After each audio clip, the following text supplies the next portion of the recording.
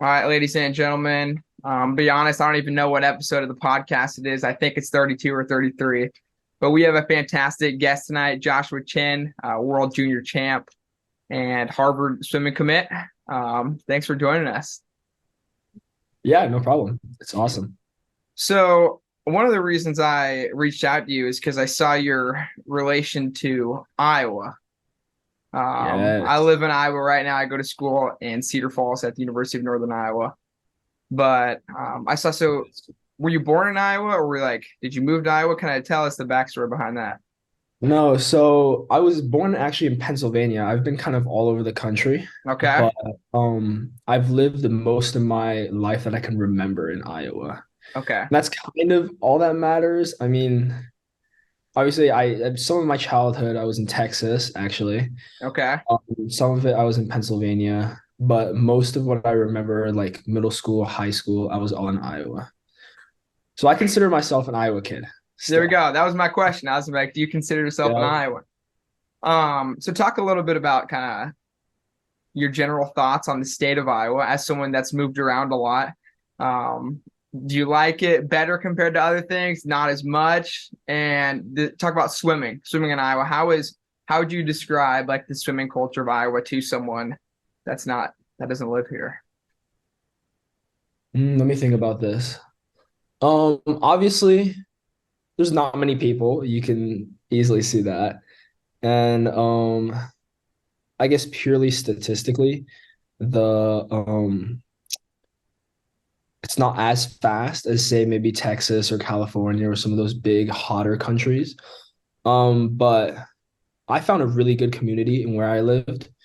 And part of that was because I lived in such a small town and we only had one high school that had a swim team, and that high school was also connected to our club team, basically. Gotcha. So, unlike some of these bigger states or bigger cities like where I live now, where there's maybe 5 or 10 club teams in the city, Right. and they like spread all over the place during high school season. They might intermingle, say this person dislikes this team or something and just moves to a different team or something like that. Right. It's not possible in Iowa, or at least Ames, where I grew up. Right. And Right. so we created this really, really, really tight community within both high school season and club team. Because generally, if you were committed enough to swim during club, you would swim during high school. And Right. since the one of each, you could you always had the same teammates. So For sure. then whether it was school or a club team, it became just really, really close. And that's what I loved most about I guess training in a smaller town. Right. Um I also had a great coach. Um Taught me a lot of the things I know today. And um but honestly, yeah, I'd say the super close community was the biggest thing or the biggest difference, I guess. For sure. Now, was your high school coach the same coach as your club coach? No, it wasn't Okay. actually. Yeah. Which is a little bit difficult to get used to, I will admit. But we got there, you know. For We sure. moved with it. And there's a lot of problems generally with club team and high school teams, especially now that in a bigger city. A lot of kids and a lot of parents want to train with, say, only a club team, and then they don't want to do high school, or they try to compromise and stuff. But in Ames, I mean, it might have been different coaches, but because it was so small, once again, the coaches were really, really close. They were like really good friends with each other, and they would communicate. They would even exchange sets and exchange like thoughts about different swimmers. So you have two different coaches, and that might be hard to get used to, but you also have strong connection between the both of them, unlike Yeah. say some other places, I don't know. Um, so then you kind of get the same sets, you kind of get the same type of training. And even if it is different, um, I mean, change is always good. You get a little bit of variety between your sets and stuff is a really good thing. For sure. I can relate to you a little bit about the kind of the small town feel and how, you have your club teammates and then they're like the same teammates for your high school team. Mhm. I come from a town that's Yeah, yeah. like 50,000. I'm not from Iowa originally, I'm from Nebraska. But Mhm. we had the same kids in the club, but always from high school. And our coach actually was the same for high school and club. So it was like I totally get where you're Yeah, coming no, from. The that's really same cool. thing. Yeah, I think like Mhm. Iowa is like kind of Iowa and Nebraska. Like it always seems like we've had like big names coming out of the state in swimming, but like Yeah, just maybe the overall depth isn't there from like 1 to 16. But like there's yeah, been yeah. like lots of good names to come out of Iowa, and you're one of them right here. Yeah. So Believe how in did Iowa. you say what? It works. Believe in Iowa training. It works. Hey, there we go. There we go. Are you a Cyclone fan? Sadly, I've never done much sports outside of swimming, and I've Okay, never like watched much of it. gotcha. Part of that is because I guess my parents aren't super into football, basketball, stuff like that. But I have watched the occasional game with my friends. Um, I think I've been to one in-person game, like Yeah, basketball game, but I'm not super, super involved. I would go to sometimes some of these tailgates and stuff during yeah. football games, just to go hang out with my friends. But I wasn't there for the football, I'm gonna be honest. There you go. Well, I'm glad to Yeah. hear you're not a Cyclone fan because I'm a Hawkeye fan. Yeah, So there'd be beef. Yep. I, Uh-huh. I was at the I was at the game last night, the Iowa game last night. So it was a good time. Oh, really We nice. got, we got the How'd dub. it So go? we won. Nice. We were doing horrible. Our quarterback got taken out in like the first quarter, and then but we had like a 70-yard punt return for a touchdown that like kind of sealed the deal for Nice, us. It nice. was crazy. Yeah. This episode is brought to you by Destro Machines. Unlock your true swimming potential with the ultimate training companion, the Destro Swim Tower. Designed by a former Olympic trials contender, this tower brings elite power resistance training to all swimmers, regardless of budget. Their swim meter timer adds precision to your reps, making practice both competitive and thrilling. Safety is paramount. Experience unmatched stability and sleek design. The marine grade pulleys ensure smooth resistance, no more rope hassle. Crafted with pride in the USA, the Destro Tower is your path to greatness. Elevate your training today and make waves like never before. So, kind of transitioning, so up to your junior year, you're in Iowa, right? You swim high school swimming, you went state there. How'd you end up out in back in Texas then? So it's kind of, I guess, a little bit of a coincidence, Uh-huh. but so my dad he's a professor, first of all, Okay. and he does research at Iowa State. Okay. Yeah. And so he had the opportunity to go use this sciencey machine. I have no idea what he's talking about when he Yeah. talks about it. But he had choices to go three different places in the country. And so obviously we also took that as an opportunity for me to, I guess, kind of jump to the next level of swimming, For sure.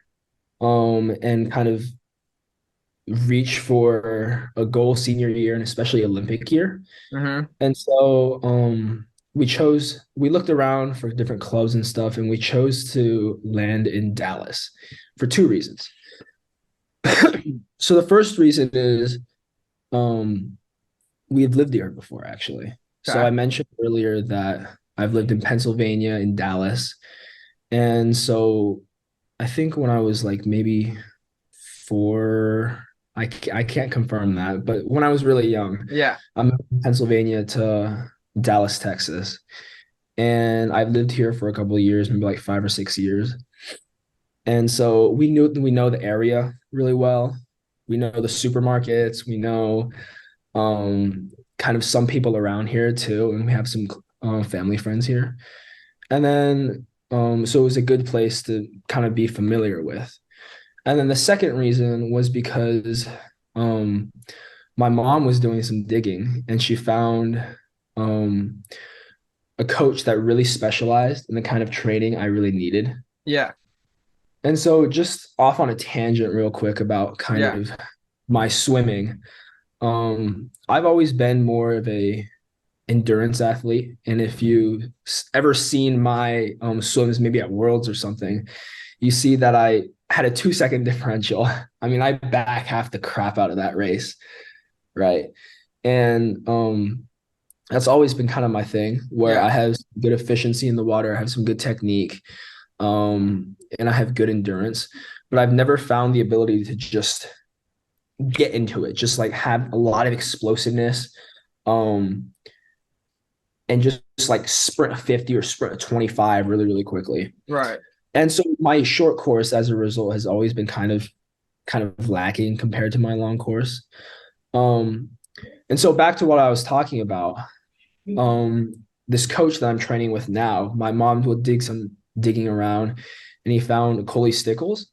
Mm-hmm. Um, Kind of a controversial coach, but um, his training works and it's really unique, really different from what I was doing, which was a ton of yards back in Iowa. And then it also incorporated kind of what I was lacking, which was more of the sprint explosiveness, kind of more the general athletic ability on land, rather than just being able to swim like 10,000 yards a day in the water. For sure. And so those were the two reasons we mainly moved here and Gotcha. chose Texas. So like you said that this with Texas Ford Aquatics, is that where you're at right now? Yes. That's like a lot less yardage. What Yeah. else would you say like maybe some the main differences are? Maybe an Oh, example of there's like so a many set or yeah, differences. just give me a few. Yeah. So I don't think I swam over a 200 in a row since May, Wow. which is absolutely crazy to say Yeah. because we'd be easily hitting some 7K, 8K yard days in Iowa. And that's kind of how the general country trains, right? Right. Yards, you want to swim, well, swim lots of yards to get fast, right? And here on longer aerobic days, maybe we'd be hitting 5 or 6K on like threshold long aerobic days. And that's yards. And so it's a ton of I guess more quality over quantity. Not Yeah. that quality was a thing that we were really, really lacking back in Iowa, obviously, but it was more about, say, a 25 or 15 that was just absolutely locked in and like everything had to be perfect and just worked on that muscle twitch movement. Um, Super unique type of drills that I've never seen before. It took me quite a while to get used to. Um, and lots of dry land incorporated to it. So I'll give you an example here. Yeah.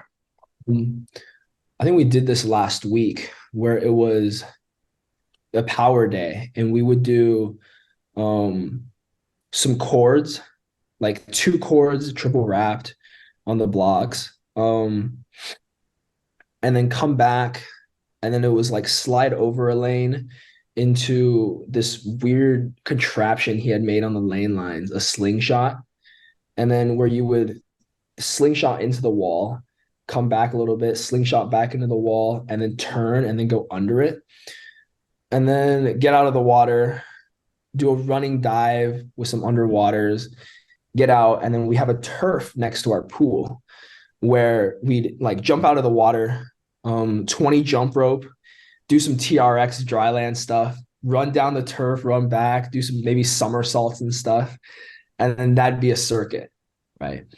And then since everyone around you was like pushing you and stuff and trying to get you to go faster through the circuit, it wasn't like you got the aerobic component of it too, which was funny Yeah. since it was all short burst movements. Um, but like you were absolutely hammered once you got out of the water, right? You still got the aerobic component because everyone's forcing you to like say run from the turf quickly over to the cords or quickly over to the slingshot or something like that. Um, so your heart rate was constantly up with these slight bursts into the red, which was it was a really interesting set. That sounds crazy. That sounds fun. Yeah. definitely would keep you on your toes to know what's next. Um, Exactly. what's who else kind of trains down there? Like, is Jacob Malachek training down there? You know that name? Yes. Yeah. So I think we have five, six, maybe five or six pros right now. Yeah, And then some of the faster high schoolers are also training with the pros during like the pro practices in the mornings. yeah, And that includes me. So I'm training with Jacob Malachek, Matt King, some of those guys. And nice. that's totally unique experience to be training with like these elite athletes that have been in the field for so long already. It just gives you a whole new perspective on like looking at the sport in general. For sure. Yeah, Jacob is, we had him on our podcast. I think he Mhm. was like episode 2, maybe. Yeah. Because he's from Nebraska. He's from Oh Nebraska yeah. originally. And yeah, so back when we had him on, he was just he was back in Nebraska coaching, and then kind of after a little while after our episode, I think he moved down to Texas to train. And I was just kind of looking at some of his times, and like, man, his progress has just like been crazy. I think he had like a PR, couple PRs in there, like lifetime PRs. So it's like, dang, it's what's ever going Yeah. down at Texas Ford Aquatics is something special. Yeah, it's been really good. What is what was the decision to kind of swim at Harvard, to commit to Harvard? Yeah. So I maxed out my um college visits back Yeah, when you only capped at five. I think they removed that. You can go to as many as you want now. really, that's I think sweet. so. Yeah, that's what I heard. If that was me, I would have gone to so many. Yeah, But I maxed out my five, and I've always been a good student. I've always been like academically on point, and that's largely influenced by my parents. yeah, But but yeah, I've always been a good student, and I've always considered some of the Ivies to be kind of where my aim was going. So my college visits were at Cal, Yale, Princeton, Harvard, and Stanford. So sweet, largely, yeah, very academic, and then obviously really good swim programs as well, but for sure. largely academically driven. I mean, three out of the five were Ivies, so Yeah, that's very unique. That yeah, you you could see three where out of I the was five aiming rabbits. Yeah, at. But at the end, I landed on Harvard because um, I really, really enjoyed the visit, and I love the dynamic I had with the coach. And not to say the other coaches didn't care, obviously they care, but he seemed to have kind of a charm while emailing and stuff with him. He only did email. Like if you if you talk to interesting. that guy, he will only email you. He's texted me once, and that was the first time I ever saw him or met him. Um, and so he just had a way of like kind of caring about your stroke. He was the only person actually that when I emailed him, I was interested. He asked for a video of my stroke, and he asked for kind of more information on who I was, kind of what my stroke looked like, weaknesses, strengths, kind of those things. And so that really made an impact on my choices. And also, um, he's extremely academically driven. Um, Obviously, at Harvard, it's a really academically prestigious school, and so study is going to take a big focus. But I remember him saying to me on the visit that um, no matter how fast I was going to get, I would still have to find a way after my career ended at some point to um, have a career after that, right? To continue working, continue um, pursuing other goals in my life besides swimming, because obviously I'm not going to do this forever, right? I would love to continue doing it on and on and on forever, but Right. my body won't allow that, right? So that really hit home for me, where I was like, that's so true. Like I need to take my studies into consideration academically. And he seemed like the person that would support both my swimming and my studying at the same time without giving up either one of them. Very cool. Mhm. Yeah, that's awesome. One of my good friends, he goes to Harvard and swims there. So Jonathan Novinsky is a Yep. junior Yeah, I there know. this year.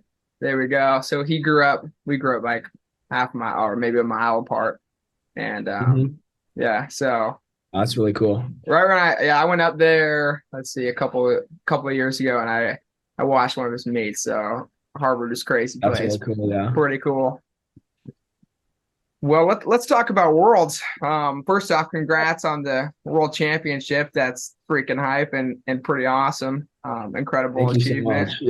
Yeah. So yeah, just kind of take us through the meet. What'd you think of Israel? And yeah, Yeah. Israel, awesome place. Would probably like to maybe go on vacation there there once you I'm go. older, experience kind of what it's like outside of the pool.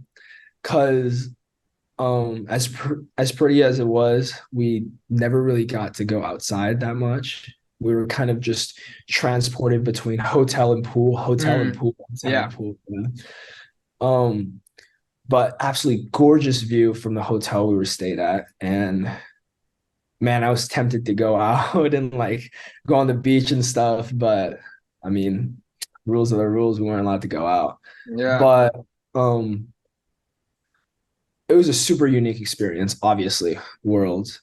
And it was my first time ever being on such a big international stage. yeah. And seeing so many different countries was absolutely crazy. It kind of dawned on me on one of the warm-up sessions on the first couple of days that I was like, there's different countries over there. It's not just the US. It's like from Yeah, all over the entire world. And that was absolutely insane to me. And I made it one of my goals to talk to a different country like every single day. And nice. before the meet kicked off, I was actually able to eat dinner with a different country almost like every single night.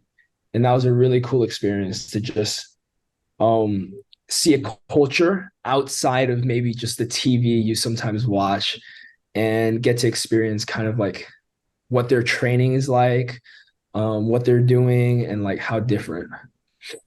For sure. What are some of the people and countries you ate with, if you remember? Let me think here. I ate with Tanzania and we ate with South Africa, um, Israel, some of the Chinese guys. Um,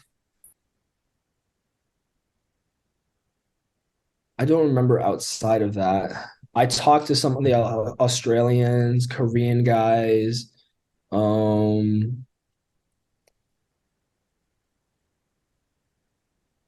I forgot what country he was from, I'm gonna be honest. Yeah, But just a lot of people that I talked with and just like bonded with. It was like awesome. yeah.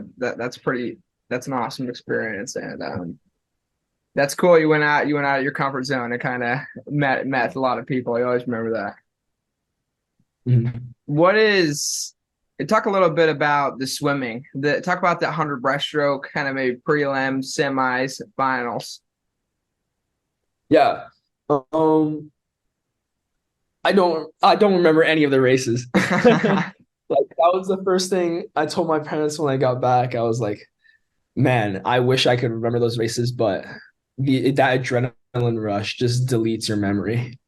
Like you just don't remember anything. Remember walking into the ready room and then adrenaline shooting up, and then I remember getting out of the water, There you go. especially on that final relay. Yeah, Um, I had just finished the 50 breast and being behind those blocks, final event of the entire meet. finals, and it was absolutely insane. Like the whole back of my neck, my forearms, I remember my chest was partly completely numb.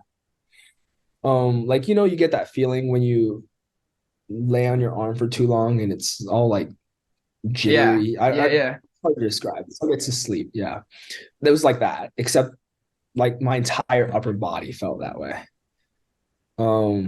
I don't know if that was adrenaline or maybe I'd hit myself too much trying to get ready, There but you go.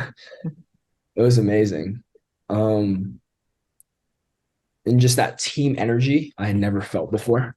For sure. Um, but yeah, Sweet. What about like 100.7? Was that something that like um you knew like you had confidence that you'd be down to that? Because that was a pretty nice PR for you, wasn't it?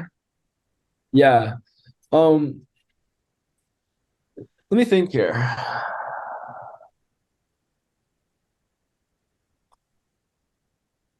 I mean, I think my goal going into the meet was 100 low. Okay. And obviously that was a big drop, but I had trust in the training. I had trust in kind of the changes I had made over the summer to get to that point. And so um and I had felt really, really good in the water doing warm ups and stuff the couple of days prior. And I mean 1007, way more than I could have possibly asked for. Um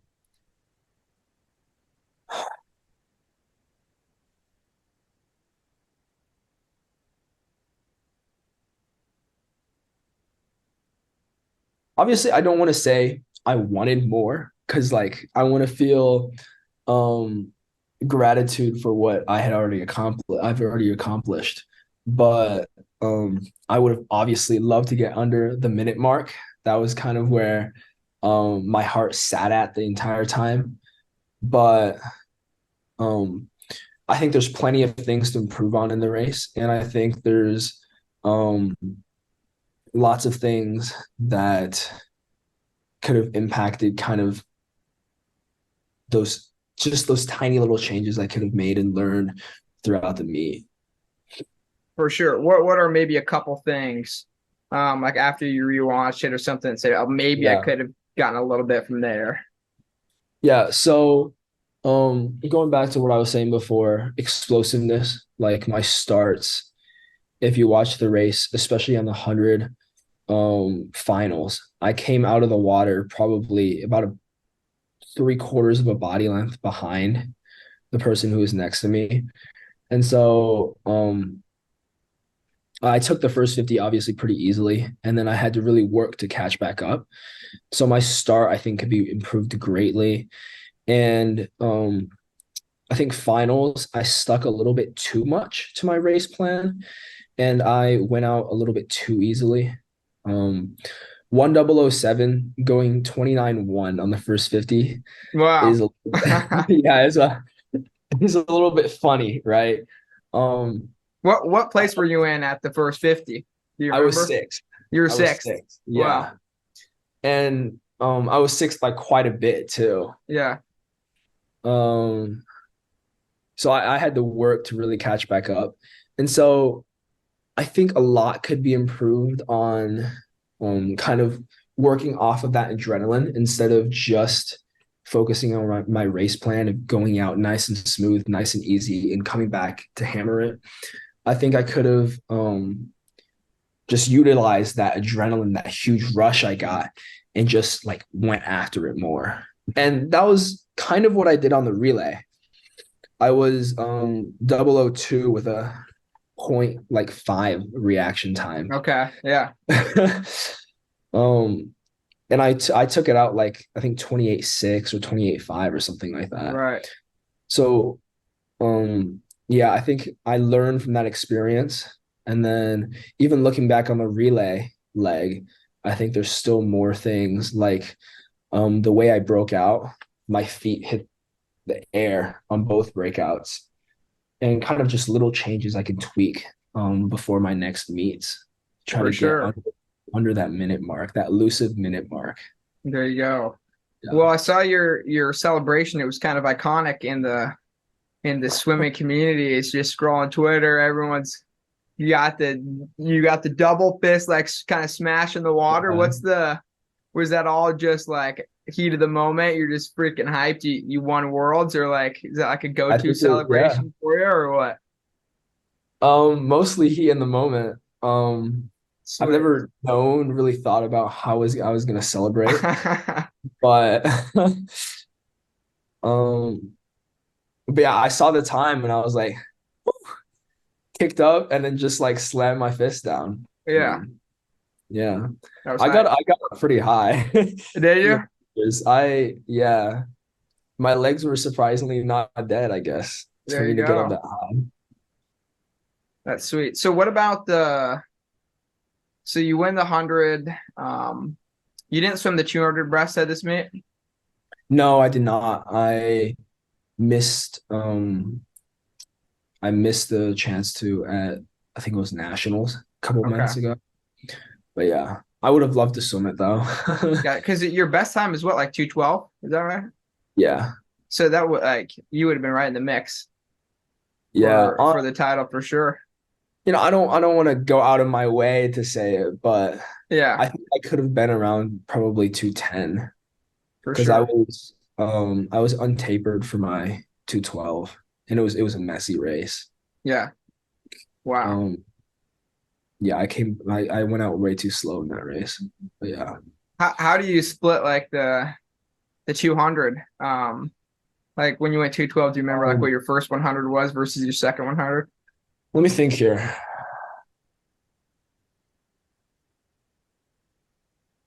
I think I think I was 30 point mid going out, and then I was like 34 high, and then like 32 mid in the last 50. There you go. It was a pretty messy race, I'm gonna be honest. And my stroke rates, hear this, it was I think it was 11, 13, 14, and then like 21. Wow. I had way too much energy left. I was just like spinning my wheels off. For But yeah, sure. So kind of translating into like, you talk a lot about how you can you back half a lot of things and you're working on like getting into your speed. I mean, you still got what are you, fourth place in the 50? Is that where you yeah, were? Yeah, that's that's true. yeah, congrats on that. That's awesome. Thank you, thank you. Um Talk a little bit about maybe just like the full on sprint, the breaststroke, and like maybe what some things you worked on to find that fast speed right away.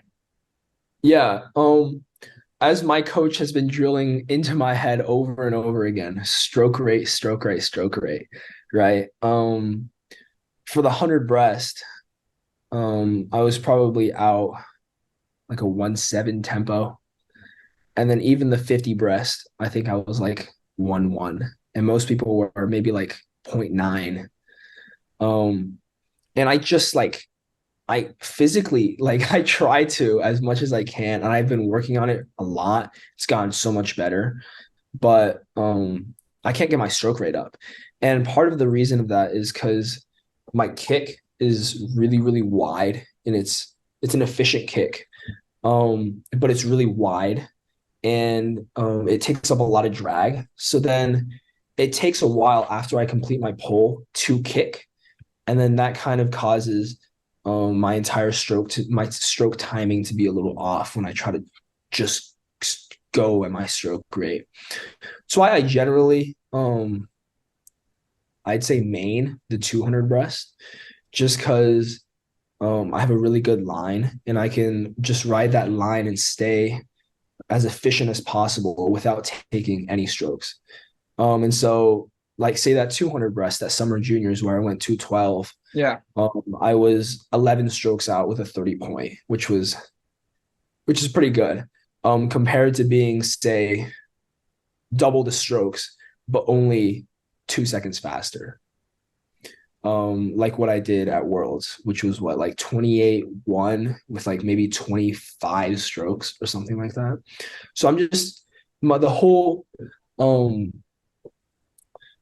strength, I guess, of my stroke is I'm really efficient and I'm able to ride that line really well through the water. And I don't have a lot of power, like explosiveness, or I guess general strength, like weight training type strength.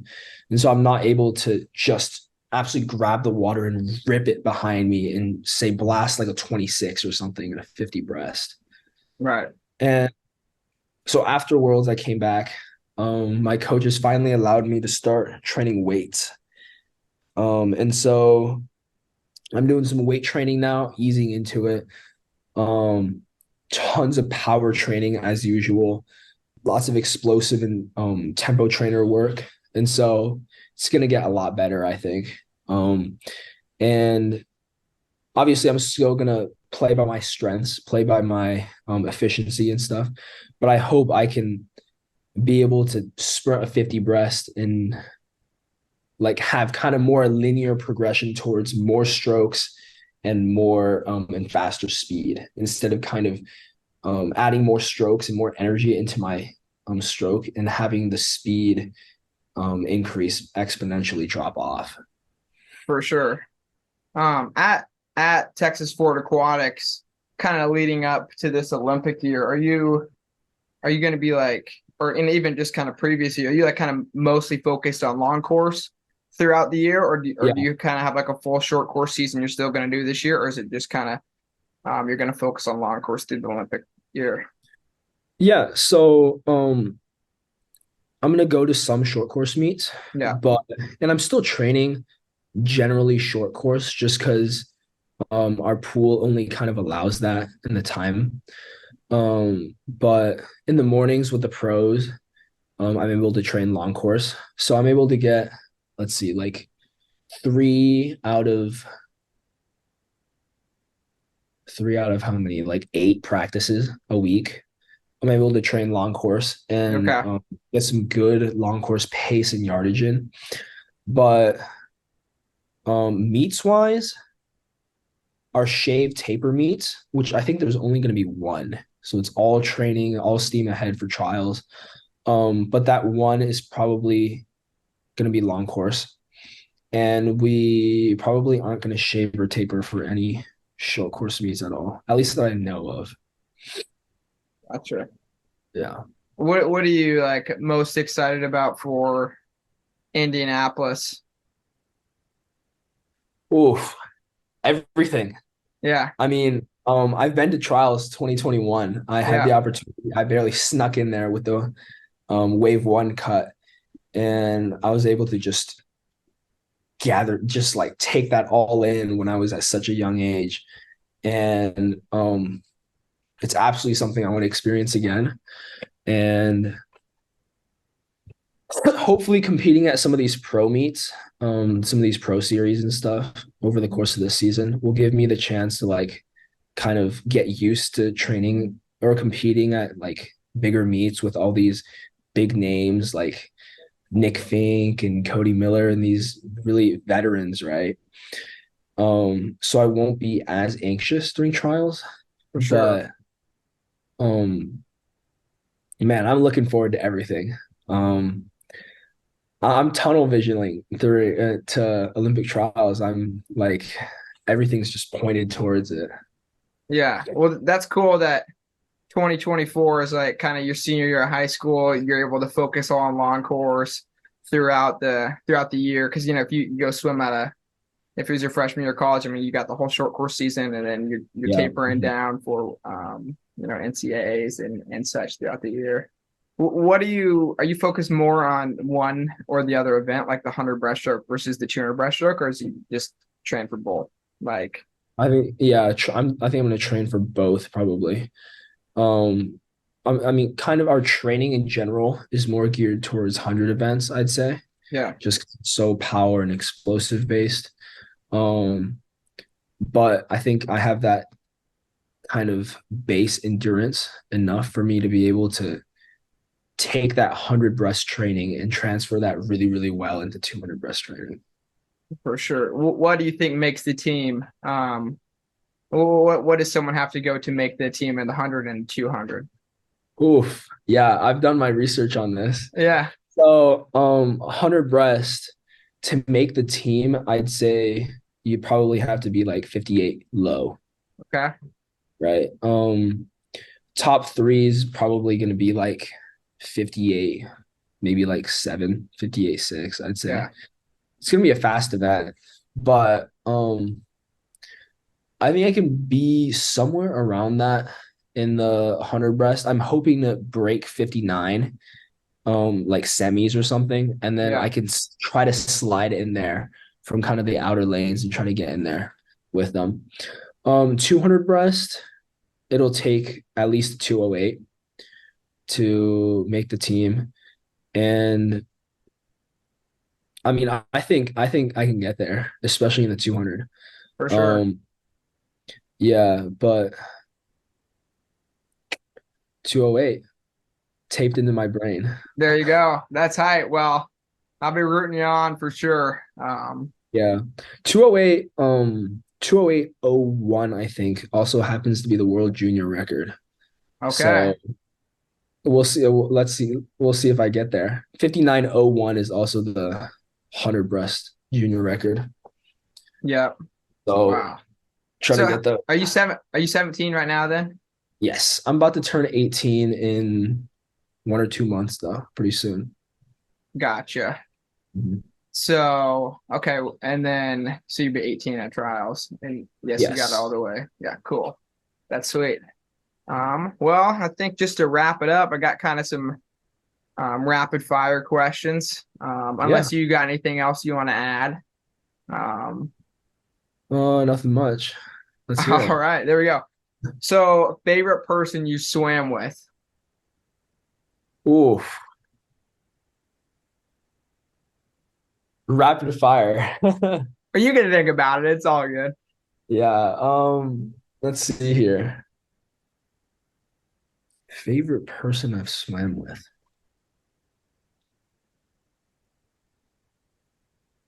Man, I can't answer that. I really don't know. Like, That's all right. No worries. yeah, We'll move forward. Favorite meat snack. So, what are you snacking on at a swim meet? I got addicted to those Gatorade energy chew, the Cliff energy chews. You know, Okay. the small kind of jelly-like substance. They're like green, Super kind of. sweet. Yeah, yeah, yeah. Yeah, those I are I solid. down like 2 or 3 of those at the ready room. There you Just go. to get sugar high. Favorite pool. Um, Irvine, Irvine, California, the Summer Junior Nationals pool. Love that pool. Absolutely great. And I've always had really good competitions in there too. Gotcha. This is a rapid fire, but I want to ask you this. What are you thinking about majoring in at Harvard? Yeah, probably economics. Maybe a minor in CS and something because AI is just so fire right now. But yeah, I've always been interested in kind of business and economics. Gotcha. So, like, ideal dream job. Dream job is to run a business, Nice. kind of run a startup and then build that from the ground up. That'd be really cool. That's sweet. Well, I bet you have lots of opportunities at Harvard. There's some names that have Yeah, made a yeah, couple successful businesses there. yeah. So, um, if you could swim with anyone, dead or alive, I always tell people you can. George Washington can swim laps with you, or it's Mhm. Michael Phelps. It's whoever you want. Who you swimming with? I would love to do a practice with Leo Marchand. All right, there we go. Well, you should. You'll probably be Yeah, he racing would him here. absolutely whoop me, but I would love to practice with him. He seems like a cool guy. Or There maybe you go. David Popovici. That'd be sweet. Yeah.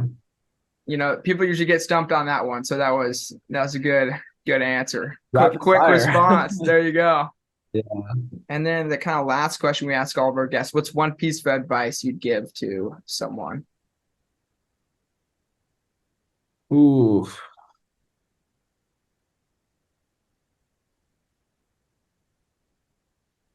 Um, it's kind of a generic one, but trust the process. And trust that kind of wherever you are. I guess this is coming from my roots being kind of in a smaller state, but wherever you are, like really top level athletes, top level of whatever you're doing, come out of that state or kind of come out of that area. And so like take the opportunities you have and run with them. Like see where you can go with what you already have. All right. I like it. All right. Well, that wraps up the episode. Thanks for joining me, and congrats on once again on an incredible world Mm-hmm. championships. And Thank you so much. yeah.